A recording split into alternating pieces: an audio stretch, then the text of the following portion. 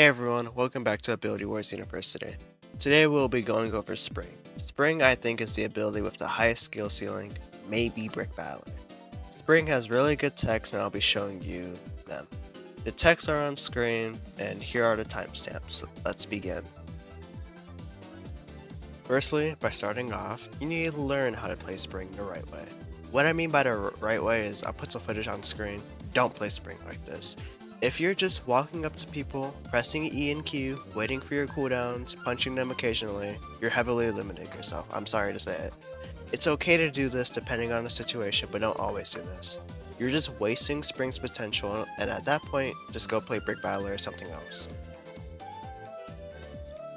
For our first tech, we have the camera redirection tech. If any of you remember the firework direction tech, just do the same thing but for Spring. If you don't know it, face your character in any angle, Spring punch your enemy, and it will send them in that direction. Footage will be shown for this.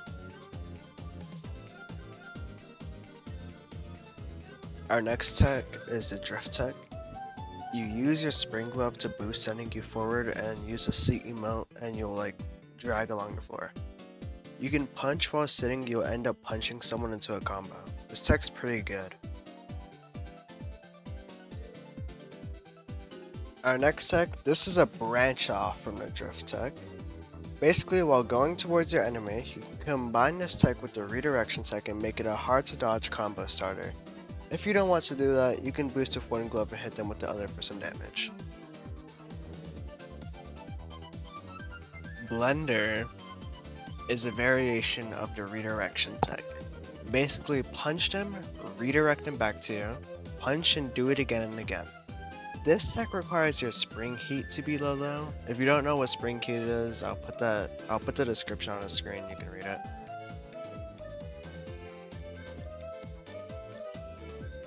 Our next tech is charge combo extending. This tech is easily my favorite and it's one of the 3 techs I made. When someone is ragdolled and you can't continue it normally, you use one of your spring gloves to get to them to continue your combo. This tech is very important for infinite comboing people and it's especially helpful if you're trying to kill a Devourer player. Speaking of Devourers, that's the next part I'll be talking about. For Devourer players, you mainly need the sit emote to match their speed and learn all of the important techs I mentioned. Usually how I like to think of it is that for Devourer players, they have a list in their head of abilities to stay away from and abilities to prioritize fighting. Those will be on screen. Spring doesn't really appear on this list for most Devourers and you can catch some Devourers really off guard. If you're good enough with Spring, you can genuinely emit so much fear into them that they'll be running from you more than anything else. Anyways, that's the end for this class. Happy Spring learning and have fun, I guess.